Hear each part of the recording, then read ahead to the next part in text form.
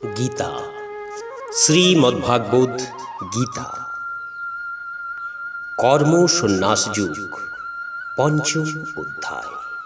কৃষ্ণ ভাবনাময় কর্তব্য কর্মের কথা এই অধ্যায়ে বলা রয়েছে। বহির্বিচারে সকল কর্তব্য কর্ম সাধন করলেও সেগুলির কর্মফল পরিত্যাগ করার মাধ্যমে জ্ঞানবান ব্যক্তি পারমার্থিক জ্ঞান ও তত্ত্বের অগ্নিস্পর্শে পরিশুদ্ধি লাভ করে থাকে। ফলে শান্তি, নিরাসক্তি, সহনশীলতা, চিন্ময় অন্তর্দৃষ্টি এবং শুদ্ধ আনন্দ লাভ করেন। পঞ্চম অধ্যায় সন্ন্যাস যোগে ভগবান শ্রীকৃষ্ণকে অর্জুন জিজ্ঞাসা করলেন, হে কৃষ্ণ, আমাকে কর্ম ত্যাগ করতে বলে পুনরায় কর্মযজ্ঞেই শ্রেষ্ঠ বলছ? তুমি নিশ্চয় করিয়া বলো, ইহাদের মধ্যে কোনটি শ্রেষ্ঠ?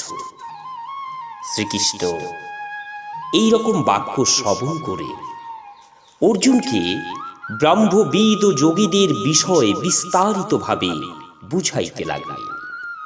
বললেন, যোগ সাধনা করে যারা ব্রহ্ম সনাতনকে জানতে পেরেছে, সমস্ত কর্ম তারই শ্রী ভগবানের চরণে অর্পণ করেন তারাই।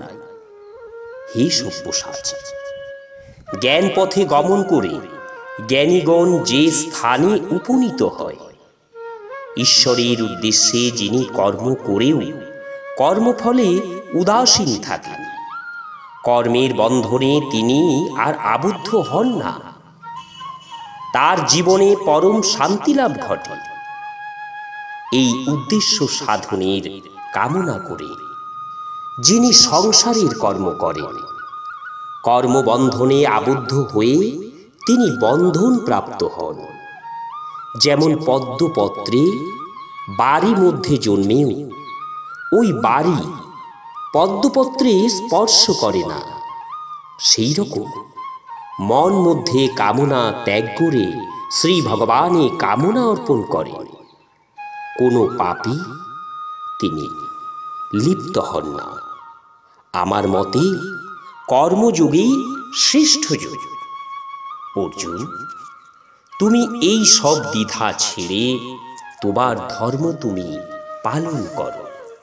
তুমি ক্ষত্রিয়, তোমার ক্ষত্রিয় ধর্ম পালন করার জন্য অবশ্যই তুমি যুদ্ধ করো।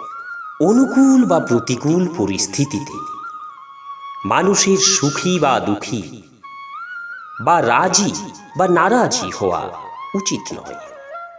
কারণ যে সকল মানুষ সুখ দুঃখ ইত্যাদি দ্বন্দ্বে প্রভাবিত হয়, তারা সংসার চেতনার উপরে উঠতে পারে না।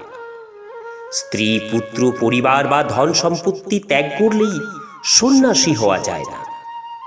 যিনি রাগ বা আসক্তি, দেশ বর্জিত হয়ে আপন কর্তব্য পালন করেন, তিনিই প্রকৃত সন্ন্যাসী।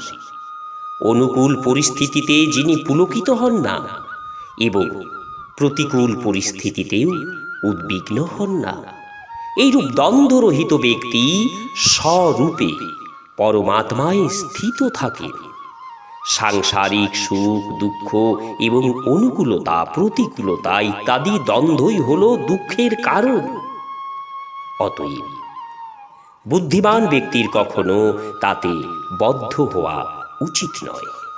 অর্জুন, তুমি বদ্ধ হয়ে যাচ্ছ। সমস্ত চিন্তা ভাবনা দূরীভূত করে তোমার ধর্ম তুমি পালন করো, যুদ্ধ করো।